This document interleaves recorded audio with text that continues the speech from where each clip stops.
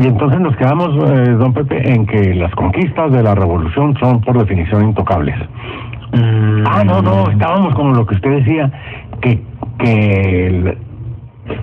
una de las lecturas posibles sobre por qué Felipe Calderón presentó de manera ya sin negociación con las fuerzas partidarias, sin el trabajo de consensuar, como dicen ahora los académicos, se les mandó avisar por boletín de prensa que ahí les va la iniciativa de ley, ¿no? Sí. El gran proyecto de reforma laboral del sexenio, que además no deja de ser una suerte de desprecio hacia el poder legislativo, ¿no? Y porque usualmente en una iniciativa de reforma constitucional se trabaja con las fuerzas legislativas, los partidos ahí, ¿no? Para irle más o menos preparando el terreno. Mi hipótesis podía tener cierta dosis de verdad por la rapidez con la que le están dando trámite a esta... Y es que ya por ley. No. Iniciativa preferente. Pero ¿y eso qué tiene que ver? O sea... Usted dice, le está haciendo el favor Calderón de presentar porque va a Enrique Peña Nieto. La iniciativa preferente lo que dice es que tiene que aprobarse o dictaminarse en el periodo ordinario de sesiones. ¿El periodo ordinario cuándo termina? Termina en diciembre. Pero acuérdese que el asunto más importante del periodo ordinario de sesiones del segundo semestre del año, o el que inicia el 1 de septiembre, es la aprobación y negociación de la ley de ingresos y el presupuesto de egresos de la Federación. Es lo que deberían estar ahorita. Es lo que deberían estar trabajando, sí. Porque eso es lo más relevante de este periodo, ¿no? Sí, exactamente. Pero con lo de la ley preferente, pues tiene que entrar en la agenda y desahogarse las iniciativas que presenta el presidente en turno. Entonces se va a presentar hasta 2 por periodo, ¿sí? Con la nueva reforma política que le dijeron, ¿no? Pues que no modifica nada la estructura del Estado, sino que le da poderes al presidente para que sus iniciativas sean dictaminadas. Bueno, finalmente hay que estar muy pendientes, con lo que vayan a... ¿Usted cree que puede haber ahí plan con maña? Yo creo que sí. Ya la fracción del PRD, ¿no? Bueno, ellos, era obvia su postura, ¿no? Que tenían que estar en contra y decir, está muy deficiente la iniciativa, ¿no? Sí, exactamente, hay retrocesos, pues, ahora a derechos laborales, sí, pues. Sí. A mí me parece que es una falta de respeto para el Congreso haberlo hecho de esta manera, pero también es cierto que en los trabajos legislativos se pueden superar vicios de las iniciativas, ¿no? Ahora bien, puede ser parte de esta misma estrategia, digo, ya puestos en el contexto de que Felipe Calderón está haciendo el trabajo sucio, ¿no? Al nuevo gobierno, que sí, entonces la presenta muy cargada para un lado, para que con la negociación, ¿no? Se modera un pelo y se abre la posibilidad de que sea aprobada, ¿no? Ahora, eso el pago por hora, que todos los economistas que tú te encuentres clásicos te van a decir, es ideal, ¿no? Pago por hora, sí, ¿para quién? Para el patrón, por supuesto. Porque entonces ya, si te dicen, no, tú nomás vas a trabajar 4 horas al día, pues ya te jodiste, ¿no? Pues es media jornada. Y con eso ni para el camión, no pagas la ruta. Que ese es uno de los múltiples aspectos, ¿no? Porque el pago por hora, como funciona en Estados Unidos, es un incentivo al trabajo, ¿no? Puedes trabajar siempre cuando haya la necesidad de la empresa, puedes trabajar un mínimo de 6-7 horas, pero lo demás son ingresos extras, ¿no? Que se te pagan no como tiempo extra, sino por hora.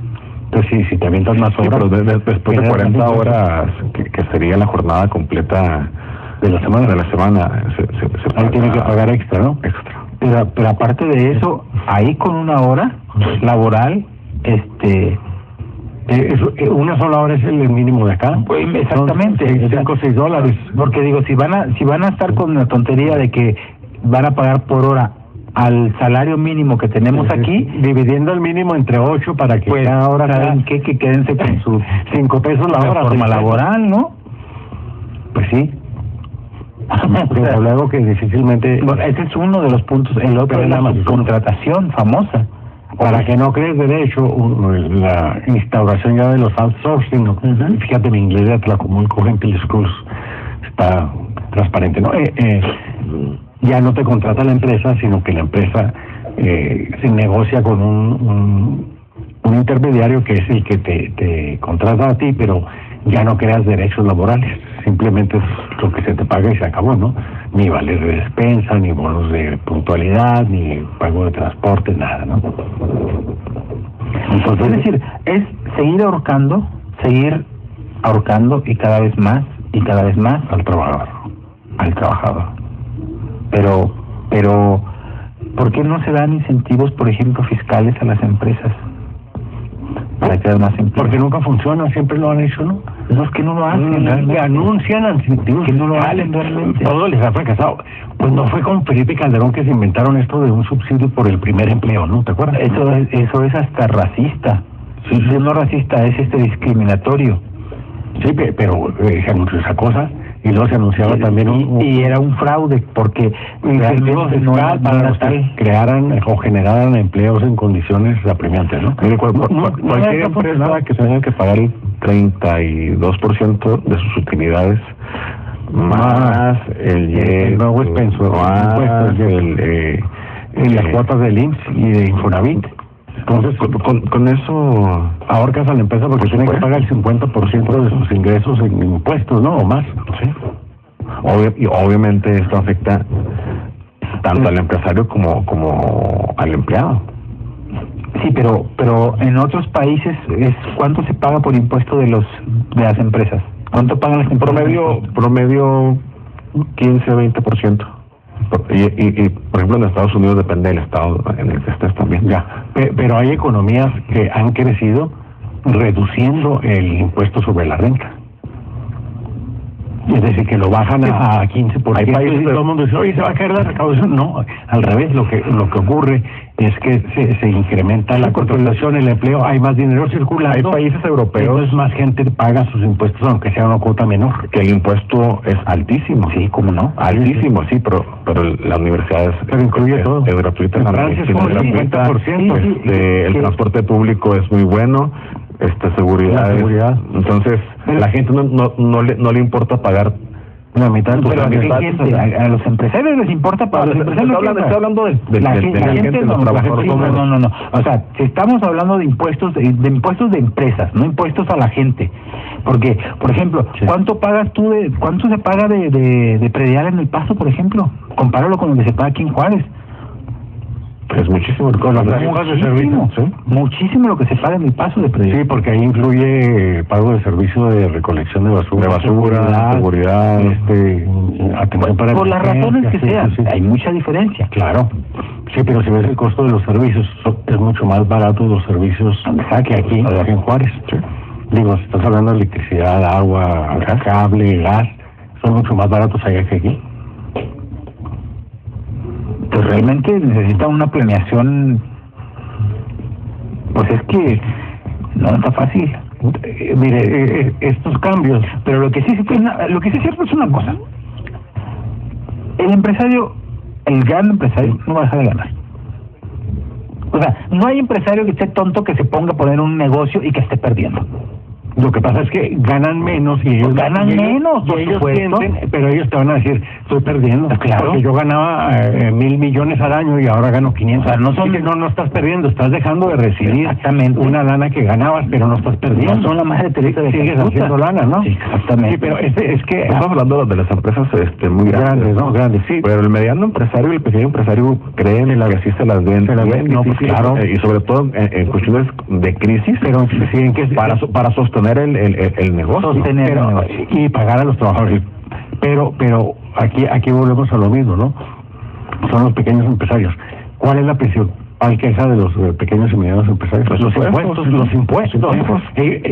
Incluso hay muchos que tienen muy buenas relaciones con sus trabajadores. Ese es el problema. Y hasta negocian, oye, le vamos a bajar un pelito y eso. Miden con el mismo rasero a la gran empresa que a la mediana empresa. Sí, pero la gran empresa, si usted revisa, los 300 corporativos más importantes del país no pagan ni un solo 5 de impuestos. No pagan impuestos. Y esos... Por eso tenemos todas las parejuras. Ese dinero que no está ingresando a las arcas federales o estatales, la pagan lo pagan los medianos y los trabajadores, los cautivos, ¿no? Les regresan impuestos. Sí. Sí. Tenemos, aquí en nuestro ciudad tenemos ejemplos muy claros. O hay leyes que les permiten pelearlo y les regresan el impuesto, como el caso de Jumex. No, pero fueron todos los grandes corporativos le ganan al gobierno. Sí, pero acuérdate el caso de Jumex que alegó que su producto era alimento y por lo tanto no tenía que pagar impuesto y le ganó al gobierno y tuvo que regresar al gobierno miles de millones de pesos. Pero a todos los grandes corporativos no solo no pagan impuestos, se les devuelve. Sí. Entonces tú dices, pues vamos a regular a los trabajadores. El gran boquete es en los ingresos públicos es por los ricos que no pagan impuestos, los grandes corporativos y los supermillonarios del país que tienen su dinero en paraísos fiscales. La lana que está en paraísos fiscales, que deja de generar ingresos por vía impuestos a México, supera la deuda externa del país. Si ese dinero estuviera aquí, con los impuestos que se generan, no tendría problemas presupuestales el gobierno federal, que está buscando cada vez nuevas medidas para seguir linkando el diente en el bolsillo a los consumidores cautivos. Vamos a los anuncios, volvemos.